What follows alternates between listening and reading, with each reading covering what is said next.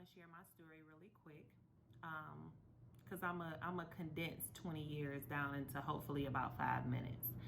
But my name is Bianca, and I'm 41, married twice, 4 children, and I've been in healthcare for the last 20 years off and on with a lot of customer service in between that. It's been some amazing times. I met some wonderful people. I've been in different areas of healthcare, very diverse. However,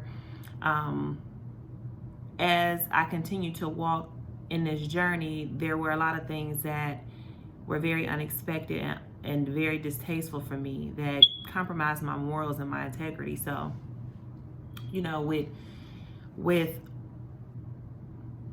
that, a few years ago, I had already made up in my mind, like, oh, I'm only giving this 4 more years, which would have made me 45 years old. I'm like, oh yeah, I'm only giving this 4 more years. I'm not about to, this is not about to be another 20 years of my life. But then with our onset of Corona and quarantine and the national pandemic,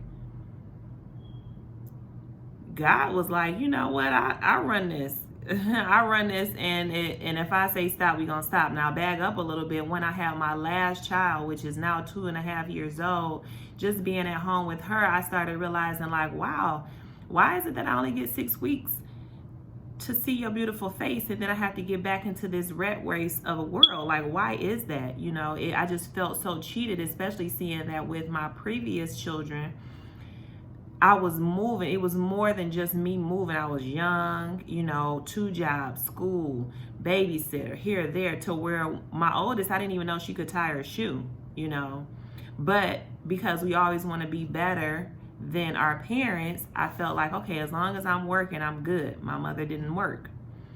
As long as I'm working, I'm good. I'm good. I'm good. Okay, so let's get back to my baby. This is week number 4, and I'm counting down, okay, well, how can I get an extension? How can I just stay with her a little bit more? And that's when I'm like, you know what? I gotta start a business. Now, don't get me wrong, me and my husband, we have a clothing line, but with the new baby, our clothing line slowed down. The production of merchandise slowed down. Just things slowed down. We were new parents. My youngest was 10. His youngest was 14. It was just like craziness. We were starting all over again. But I knew I didn't want to be out of the home. I knew I didn't want to be away from this new baby like I had been away from my other children. So I stepped out into the entrepreneurship world, and I became a travel agent. And for those 2 years, it was beautiful. I had so much fun, but again, with the pandemic, I was actually coming home when the pandemic was really, really, really spreading rapidly. I was just coming home from a cruise, something that me and my husband was going to start doing annually. And, it was just a very, very wonderful feeling, like, okay, I could do this. Like, I can do this, right? And then as all of our worlds did, it stopped.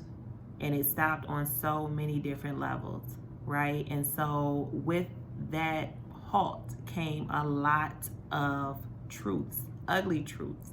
A lot of people began to shed those camouflage layers, and you really got a chance to see what they were really about. And I really didn't like what I was seeing. I didn't like what I was hearing. I didn't like the energy that I was feeling. And it just grew and grew and grew. And it didn't just grow in my work environment. It also grew when I was watching television, and I'm just seeing, like, wow, like, this is nuts. I became fearful for my children to leave out the house because it was just so much going on in the world. It was just craziness. And so again, here I am in this healthcare field, 20 years, starting school, stopping school, starting school, stopping school, starting over. You aspire to have a new position in this company. Oh, you have to have these degrees. You have to have this much experience, only to show up with your best foot forward and be told, well, no, no, we chose somebody else, We went with someone that was more experienced. We went here, we went there. And you always are looking at yourself in the mirror like, well, damn. And you try to keep on recreating yourself. Well, what I realized is that the outer me is what I do, it's not who I am. You understand what I'm saying?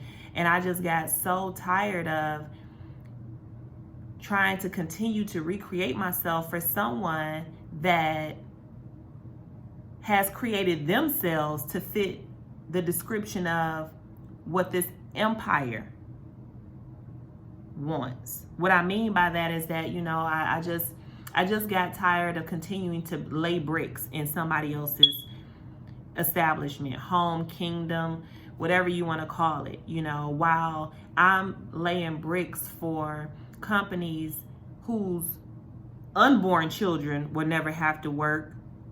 I have children that's looking at me that's wondering when I'm gonna get off work to be with them. That was enough. I being in the travel industry, I realized that there were so many people that had not even left their state. They hadn't even left their state. They hadn't even, let alone the country, because of work. I can't get off, or I don't have enough, or how much is it to do this, or, it's just unreal. And so, excuse me, this year has definitely been an eye-opener for me to know that, guess what? It starts with me. It starts with me. Nobody else. Not me filling out an application. Not me depending on somebody else to cut the check and take care of my family. Not with me relying on some overtime, some extra time, no, it starts with me taking ownership of the fact that I am brilliant, right? I have to understand how brilliant I am and then create what it is that feeds me and fuels me. The more I went in corporate America, the more I just, went to different departments and met new people and had a new set of coworkers, I realized, oh shit, I'm not by myself. You hate being micromanaged too? Oh, your lunch break ain't long enough? Oh my goodness. You really know what you're doing, but it doesn't take that college piece of paper for it to show, right? Your experience speaks volumes, right? Yeah. It's a lot of us. So then I'm like, you know what? I need to create my dream team. And when I started looking at my future and how wonderful that was to be able to have a community of individuals that can self-govern, a community of individuals that are so diverse and so brilliant in their creativity that nobody can tell them their worth. Nobody can tell them to stop and start and cut off and cut on and punch in and punch out when it comes to how they feed their families. What? I wanted to build a community of people that love to grow together, love to empower each other, love to see each other win. And when I started to just lay on that, I said, oh, okay, I give myself till my 42nd birthday. To hell with my 45th. My 42nd birthday is going to be lit because that's going to be where I take my independence. That's where I am going to self-govern me and punch out for the last time. So that is my story. My story is that I have tapped into a higher self that cannot be stopped. And I know that there are millions of others out there that feel the same way. And so those are the people I want to sit at the table with. I want to sit at the table with the people that are tired of being tired, okay? Peace out.